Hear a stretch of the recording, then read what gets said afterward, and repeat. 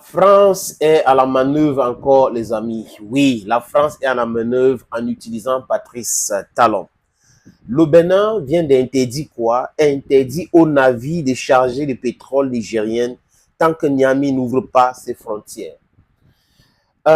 Les amis, cette histoire est terrible. Ça veut dire que le Bénin, avec les vassaux, les valets de la France en Afrique, décide de mettre le Niger sous sanction.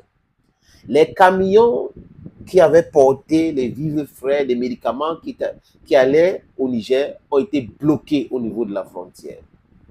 Patrice Talon a pris sur lui de bloquer, donc de tuer le port de Cotonou. Et là, il se rend donc compte que c'est compliqué. Il menace le Niger d'une intervention militaire. Et Patrice Talon faisait partie de ceux-là qui voulaient une intervention militaire au Niger.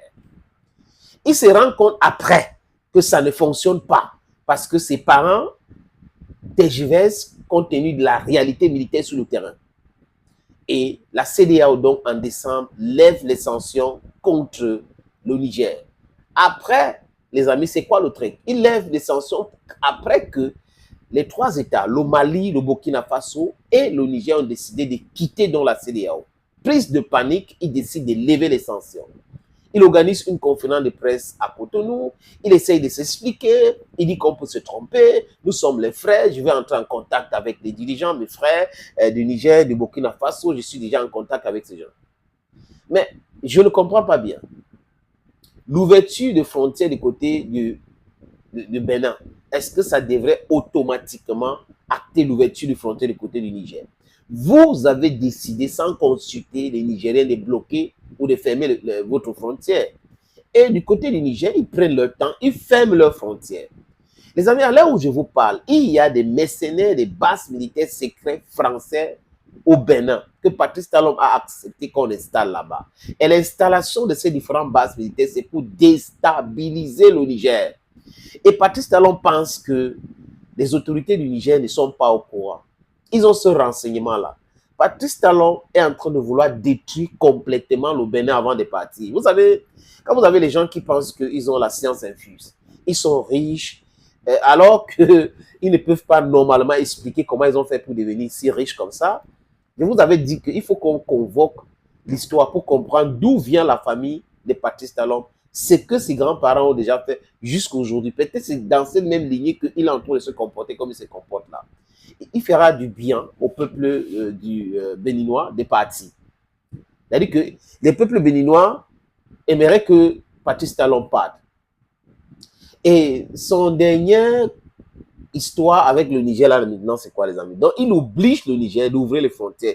S'il n'y a pas anguille sous roche, si ce n'est pas parce qu'on veut passer par là pour déstabiliser un pays, pourquoi donc obliger un pays d'ouvrir les frontières avec vous? N'est-ce pas, le Bénin est un pays fort, le Bénin est un pays ici, vraiment le Bénin a l'accès à la mer, le Niger n'est rien. C'est le discours qu'il tenait avec Alassane Dramane Ouattara, qui est devenu un peu plus silencieux aujourd'hui, avec Ombalo qui ne parle plus, avec Tinebou qui commence à parler de créer une force d'intervention contre le terreau. Et lui, aujourd'hui, la réalité les attrape sur le visage. Le port de Cotonou était utilisé par le Niger.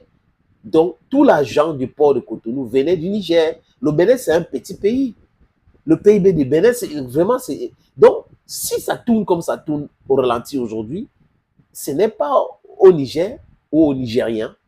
La cause, c'est Patrice Talon, uniquement Patrice Talon. Je crois que les élections devraient, ça arrive les élections, les gens devraient voter Patrice Talon hors de la présidence. Même un candidat, même si ce n'est pas lui qui propose un candidat, devrait le voter hors de cette présidence-là, parce que ça doit être toujours quelqu'un qui a la présidence ou à la primature.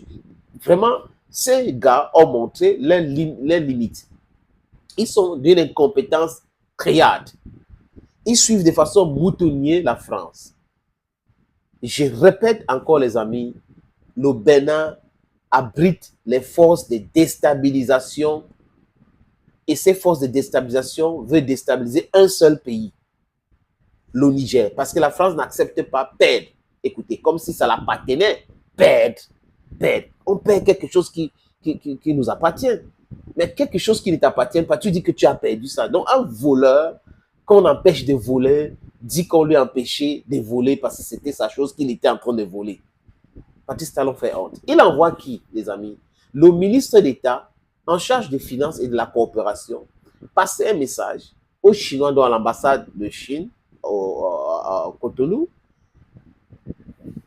au Bénin. Je ne sais pas si cette ambassade se trouve à Porto Nouveau ou à Cotonou, que c'est interdit. Donc les bateaux ne vont pas récupérer les produits pétroliers qui viennent du Niger, au niveau de l'oléoduc, je crois qu'on appelle ça Sémé Kodji. Il interdit cela et sa condition, c'est que le Niger ouvre ses frontières. On devait inaugurer cette pipeline. Jusqu'à aujourd'hui, on ne l'a pas fait. Parce que lui, il a mal de voir que le Niger est en train de faire les affaires avec le Togo et autres. Le Niger peut même ouvrir ses frontières. Et les hommes d'affaires du Niger refusent de faire les affaires avec le port de Cotonou. Il ne réfléchit pas. C'est la diplomatie qui peut régler ce genre de problème, les garanties sécuritaires. Ce n'est pas de dire, OK, comme vous ne voulez pas ouvrir votre frontière de l'autre côté, qu'est-ce qui cache ce monsieur dans sa tête? Il cache quoi? Vous fermez votre frontière, les gars disent ouvrez, vous dites non. Maintenant, les gars, OK, on ferme, les deux on ferme. Vous ouvrez de votre côté, après les gars n'ouvrent pas, vous dites non, non, on veut pas. Non, non, non. Les amis, ce monsieur est très, très dangereux pour l'Afrique.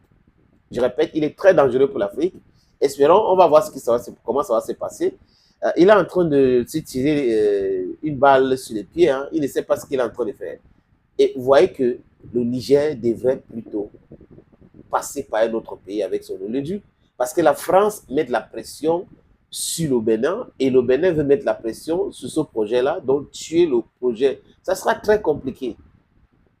Il va quitter le pouvoir. S'il continue comme ça, il va partir. Il va partir parce que les Béninois ne peuvent pas continuer à accepter les petits caprices de Patrice Talon, hein, qui est là uniquement pour faire exactement ce que l'impérialisme occidental lui demande de faire. Il est là pour le désidérata de la France. Vous allez voir, et je répète encore, les Nigériens ne vont pas me démentir, même le président Abdurrahman Tiani sait qui est derrière tous ces micmacs-là. Les Américains sont derrière, les Français sont derrière. Mais est-ce que c'est bénéfique pour l'économie béninoise de vouloir bloquer ou interdire que les bateaux viennent récupérer le pétrole au niveau de Sémé et Godji? Non, ce n'est pas bénéfique pour le Bénin. Imaginez qu'on bloque ça. Donc, il n'y aura pas des impôts, il n'y aura pas. Qui paie? C'est le peuple béninois, juste parce qu'un individu prend le pays en otage et pense que le Bénin l'appartient. Le Bénin n'appartient pas à la famille Talon. Le Bénin n'appartient pas à Patrice Talon. Le Bénin n'appartient pas à la France, ni aux Américains. Le Bénin appartient aux Béninois et aux Africains. Que ces gars-là mettent ça dans leur tête. Thank you, friends, for watching. Thank you again and bye-bye.